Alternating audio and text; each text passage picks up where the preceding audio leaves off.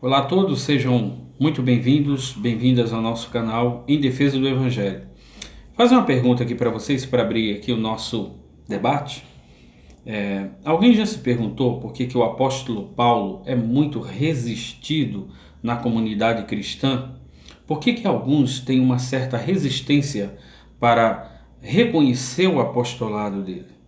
Por quê? Para começar, isso não é novo.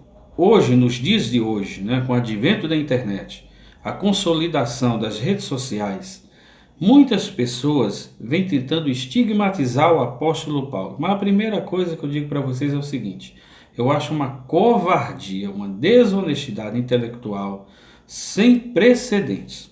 Porque para você criticar alguém, você precisa ser melhor do que aquela pessoa. Se você não estiver no mesmo patamar, não é nem bom que você o critique.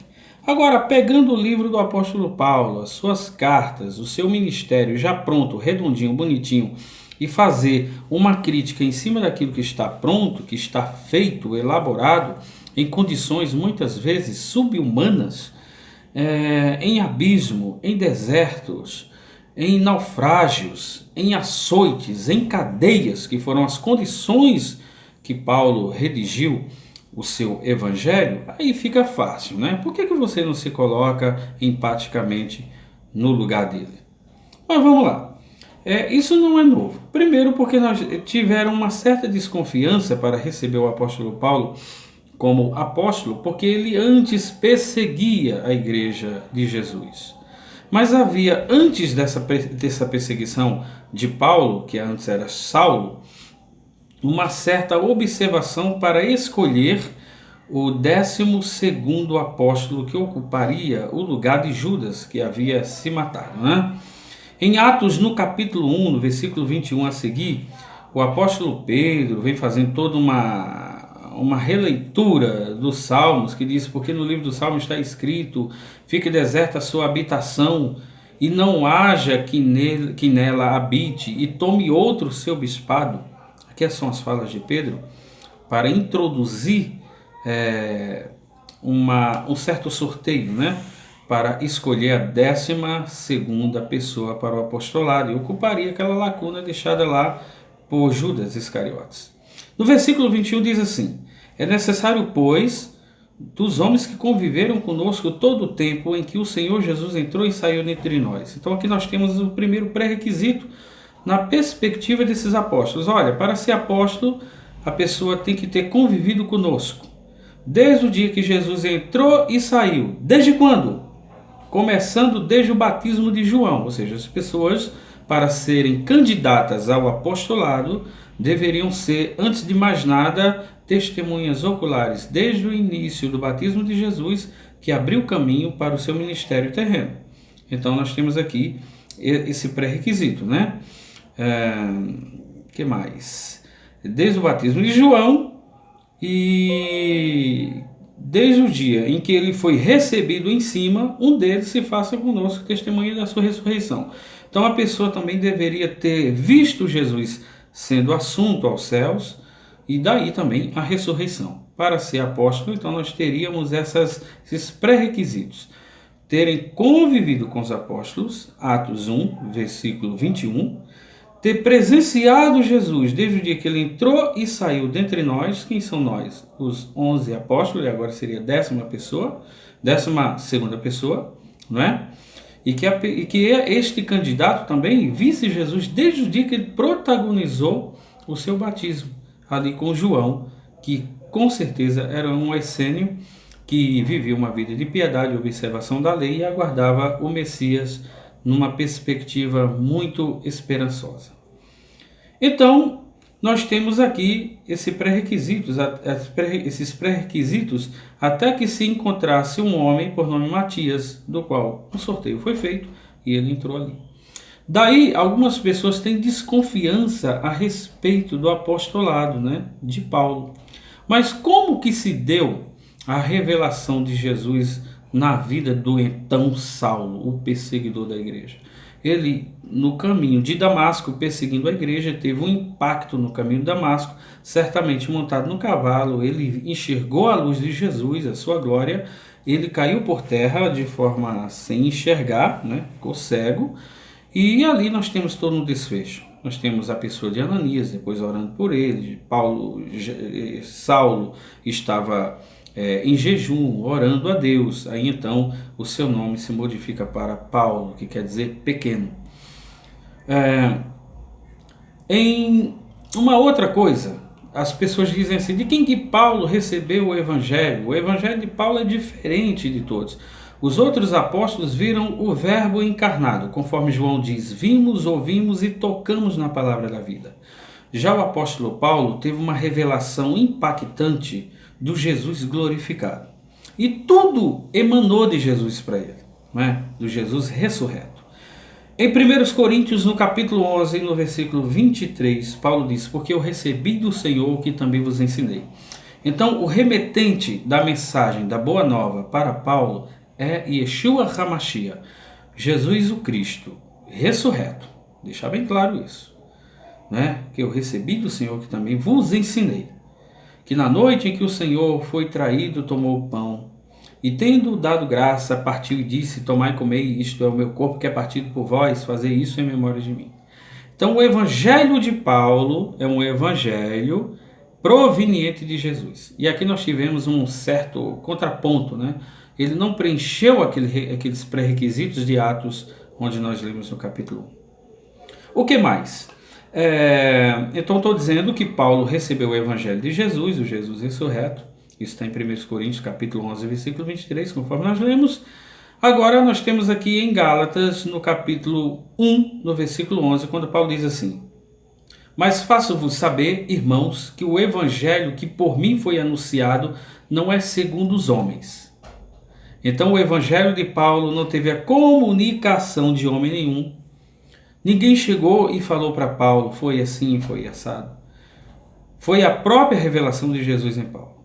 No versículo 12 diz assim, porque não recebi nem aprendi de homem algum, mas pela revelação de Jesus Cristo. Então Jesus se revela para Paulo a partir do caminho de Damasco e diz, eu lhe mostrarei o quanto será difícil padecer pelo meu nome.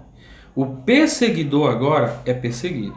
Daí Paulo começa o seu apostolado. Alguns discípulos e agora apóstolos tiveram resistências, né, quanto a isso, porque, peraí, deveria estar entre nós desde o dia que Jesus entrou e saiu e foi recebido em cima.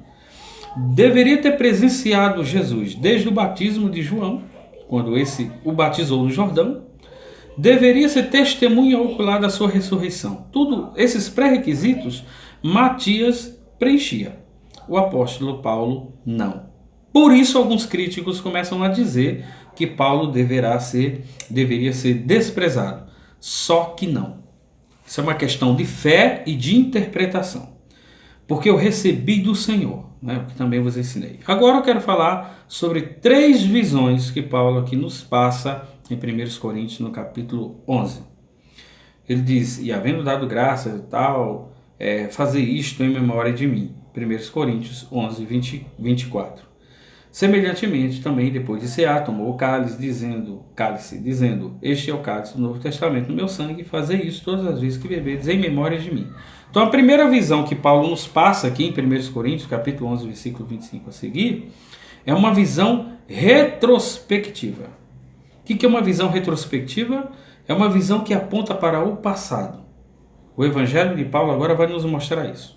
A gente deve pegar o elemento pão e o vinho, que são símbolos do corpo e do sangue de Jesus, e fazer isso em memória de Jesus. Deixa eu dizer uma coisa para você. A Bíblia não nos recomenda fazer nada ou trazer à memória qualquer tragédia, qualquer coisa que nos tire a nossa esperança. Em Lamentações de Jeremias, no capítulo 3, versículo 20, diz, quero trazer à memória aquilo que me dá esperança. Então, se algo lhe traz esperança, você tem que trazer à memória. Mas se tem alguma tragédia, morte de filho, morte de marido, de irmão, alguma coisa dessa natureza, ou estigma que você sofreu durante a vida, não é para você trazer à memória. Não é para você trazer à memória, porque isso é sofrer 2 vezes. Mas tem uma tragédia que a gente tem que trazer à memória todos os dias. É a morte do Senhor Jesus. É isso que Paulo está dizendo aqui. Fazer isso em memória de mim. A memória é um processo psicológico onde nós guardamos as nossas lembranças. Isso é memória. E aqui é uma visão retrospectiva. Quando você está no seu carro, na sua moto, você olha para o retrovisor, você enxerga o futuro? Não, você enxerga o passado. Então, todo o passado que nos remete a Jesus deve ser muito bem-vindo e revivido. Né?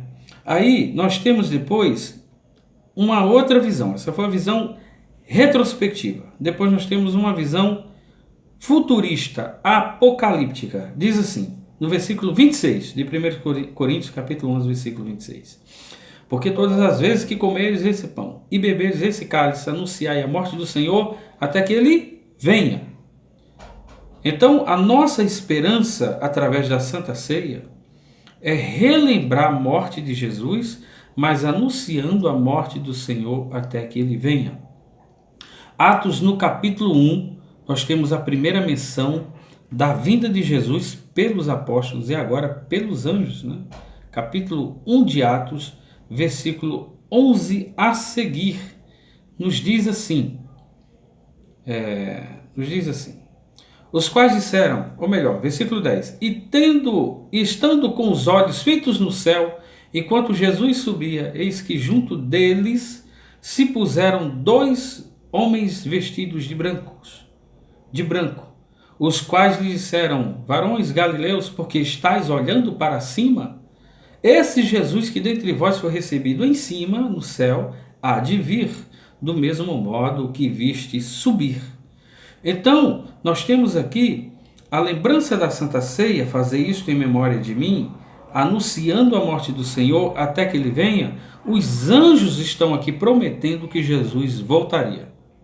Em João, no capítulo 14, nós temos Jesus prometendo a sua volta também. Vou preparar-vos lugar, e se eu for preparar lugar, virei outra vez, para que onde eu estiver, estejais vós também. Então, tanto Jesus como os anjos prometem o seu retorno. Fazer isso em memória de mim, anunciando a morte do Senhor até que ele venha. Agora é uma visão futurista, apocalíptica. Não é? 1 Coríntios capítulo 11, versículo 51, Paulo diz, no momento, no abrir e fechar de olhos, ao soar a última trombeta de Deus, os mortos ressuscitarão primeiro, e nós os vivos seremos transformados e arrebatados para encontrar com o Senhor. 1 Tessalonicenses capítulo 4, versículo 16. Porque o mesmo Senhor descerá do céu com alarido, voz de arcanjo e trombeta de Deus. Os mortos ressuscitarão primeiro e nós, os vivos, seremos transformados e arrebatados a encontrar com o Senhor nas nuvens. Olha que em Atos, no capítulo 1, eu mostrei que quando ele subia, os anjos vieram, uma nuvem o ocultou e disse, varões, do mesmo modo que ele subiu, há de vir. Então, teremos episódio das nuvens e o Senhor sendo assunto aos céus. Né? Então, nós temos uma visão do Evangelho de Paulo, uma visão retrospectiva, fazer isso em memória de mim, uma visão futurista, anunciando a morte do Senhor até que venha, e agora nós temos a última visão, porque os meus vídeos têm que ser curtos, então não posso demorar muito, senão vocês não vão assistir todos. 1 Coríntios capítulo 11, versículo 27. Portanto, qualquer que comer este pão e beber esse cálice, indignamente será culpado do corpo e do sangue do Senhor. Mas veja o versículo 26. Porque todas as vezes que comer esse pão, anunciai a morte do Senhor até que ele venha. Não é? Aí agora ele vai dizer, examine-se, pois, o homem a si mesmo, e assim coma deste pão e beba desse cálice. Versículo 28. O autoexame é nosso. Então essa visão, vou chamar de visão introspectiva. Tudo que é introspecção é para dentro. Então nós temos aqui que fazer uma introspecção. A Santa Ceia, ninguém tem a autoridade de dizer você deve comer e você não deve comer. Isso aí compete a você e a Deus. Pastor nenhum tem poder para dizer que você não deve comer, que você não deve beber o cálice do Senhor, por julgar que você esteja em pecado. ou mesmo por saber que você esteja em pecado. Essa é uma coisa entre você e Deus. Então aqui nós temos Paulo nos ensinando uma visão introspectiva. Não é? Temos aqui: examine-se, pois, o homem a si mesmo, e ele aqui está dando uma ordem. E assim coma deste pão e beba desse cálice. O que os pastores fazem hoje? Manda você se examinar e depois diz para você não comer. E ainda te enche de darwinismo social, que é vencer você pelo medo e pela culpa. Então fica aqui com vocês esse vídeo para sua reflexão. Como que Paulo foi escolhido? O evangelho de Paulo veio através de Jesus e ele não preencheu aqueles pré-requisitos de Atos no capítulo 1, mas Jesus o conferiu autoridade apostólica, porque ali era uma perspectiva humana. Jesus não mandou que eles fizessem assim. Foram eles que assim decidiram e a partir de uma perspectiva disseram, vai ser assim. Bom, eu sou Jeremias, este é o seu canal Em Defesa do Evangelho. Se você curtiu, se você gostou, deixe seu like, se inscreva no meu canal, acione o sininho para que você seja notificado quando nós ou quando eu fizer novos vídeos. Tá? Um abraço a todos, fiquem com Deus. Amém.